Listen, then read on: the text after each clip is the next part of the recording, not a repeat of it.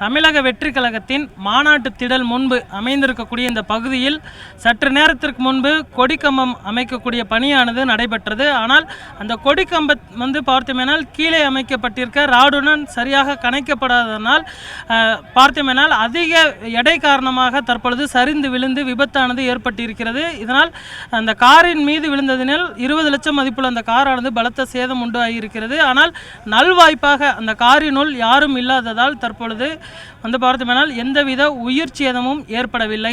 ஆனால் தற்பொழுது முதன்முறையாக இந்த பார்த்தோமேனால் இந்த கொடிக்கம்பம் நிறுவக்கூடிய அந்த பணியானது நடைபெற்று கொண்டிருக்கும் பொழுதே சரிந்து விழுந்ததனால் இந்த விபத்தானது ஏற்பட்டிருக்கிறது.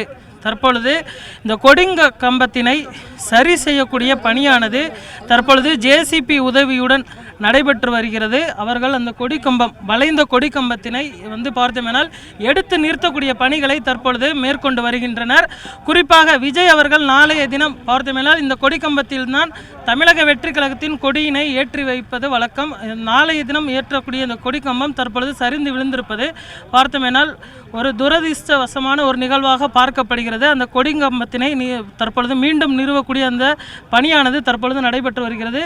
இந்த இடத்தில் தற்பொழுது கட்சியின் மூத்த நிர்வாகி சிடி நிர்மல்குமார் உள்ளிட்ட நிர்வாகிகள் இந்த பணிகளை தற்பொழுது மேற்பார்வையிட்டு வருகிறார்கள். அதே போன்று நொறுங்கி விழுந்த அந்த காருக்கு இழப்பீடு தொகையும் தமிழக வெற்றி கழகத்தின் சார்பில் வழங்கப்படும் என தெரிய வருகிறது.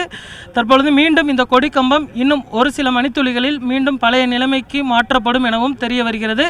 அதே போன்று இந்த கொடிக்கம்பம் சரிந்து விழுந்த இந்த இடத்தில் கூட்டமாக தற்பொழுது நிர்வாகிகள் குவிந்திருக்கிறார்கள். அவர்களை அப்புறப்படுத்த பணிகளை தற்பொழுது தமிழக வெற்றி கழகத்தின் நிர்வாகிகள் மேற்கொண்டு வருகிறார்கள். தற்பொழுது ஜேசிபி உதவியுடன் அந்த கொடிக்கம்பத்தினை மீண்டும் பழைய நிலைமைக்கு கொண்டு வரக்கூடிய அந்த பணியானது தற்பொழுது நடைபெற்று வருவது குறிப்பிடத்தக்கது. ஒளிப்பதிவாளர் விஜயுடன் சிவராமன், ஜி தமிழ் நியூஸ்.